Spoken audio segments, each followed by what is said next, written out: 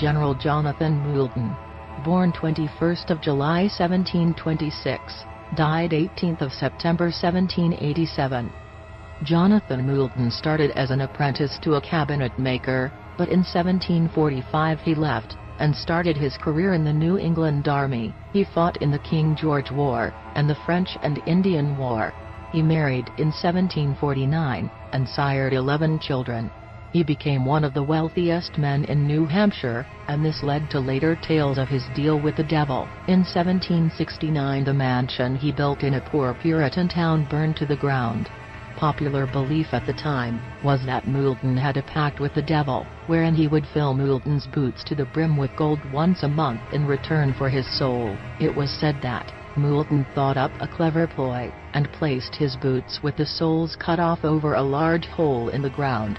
The devil, wondering why it was taking so much gold to fill the boots, discovered the trick, and exacted revenge. It is believed that, when Moulton died, his body disappeared out of the coffin, and was replaced by a box of coins stamped with an image of the devil.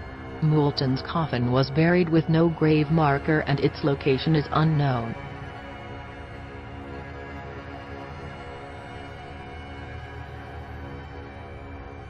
Gilles de Rais, born 1404, died 1440. Gilles de Rais was considered intelligent, courageous, and very attractive, with a bluish-black beard. Born to one of the most distinguished families in Brittany, he came into his own when his father died in Gilles' 20th year. He found himself with untold wealth and power, which eventually led to his downfall. Gilles got an attack of keeping up with the Joneses, which ultimately led to the loss of much of his wealth. In desperation he began to experiment with the occult, under the direction of a man named Francesco Prelati, who promised that Gilles could help him regain his squandered fortune by sacrificing children to a demon called Baron. Over the course of his killing spree, Gilles raped, tortured, and murdered between 80 and 200 children. He was tried, found guilty, and executed by hanging and burning.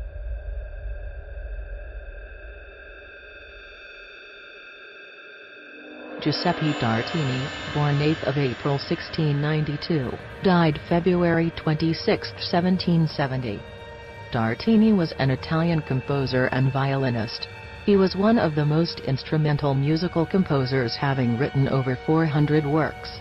Unlike most of his contemporaries, he wrote no church music or operas. He focused most of his work on violin concerti and sonatas.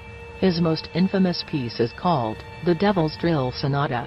The story behind Devil's Drill starts with a dream. Tartini allegedly told the French astronomer Jérôme Lalande that he dreamed that the devil appeared to him and asked to be his servant.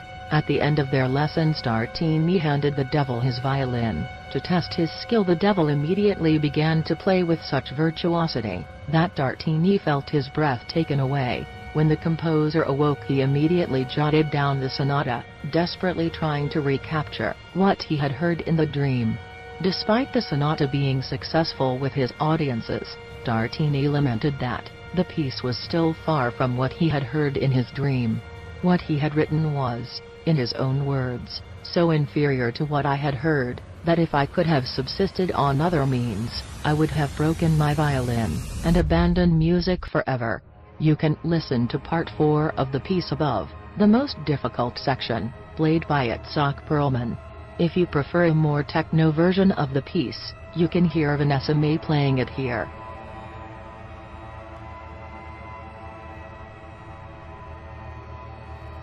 Johann Georg Faust, born circa 1480, and died circa 1540.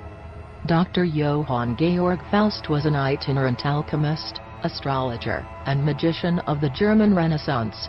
His life became the nucleus of the popular tale of Dr. Faust from ca. the 1580s, notably culminating in Marlowe's The Tragical History of Dr. Faustus in 1604, and Goethe's Faust in 1808. Legend has it that Faust wanted a life of pleasure, and having been involved with the occult, learned how to summon the devil. Having done so, he made a deal with him for his soul in return for 24 years of service from Satan. Unfortunately, After 16 years he regretted his deal, and wanted to withdraw it. The consequences of this attempt to withdraw the deal are well known to any who have read the various fictional tales of Faust's life. The devil brutally murdered him.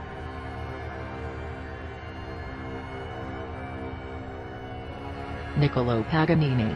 Born October 27, 1782, and died May 27, 1840. Niccolò Paganini is one of the greatest violin virtuosos to have ever lived. He learned to play the mandolin at 5, and was composing by 7. He started playing publicly at 12, but by 16 he had a breakdown, and disappeared into alcoholism. He sobered up and by 22 was the first music superstar. Paganini was capable of playing 3 octaves across 4 strings in a handspan, a feat that is nearly impossible even by today's standards. He composed 24 caprices at 23, and for years no other violinist was capable of playing much of his music. His playing of tender passages is said to have brought audiences to tears. One of his famous pieces was called Lysterg, which translates to Witch's Dance. Audiences believed Paganini made a pact with the devil to perform supernatural displays of technique. Some patrons even claimed to see the devil helping him during his performances. It is because he was denied the last rites in the church, and his widely rumored association with the devil, that his body was denied a Catholic burial in Genoa.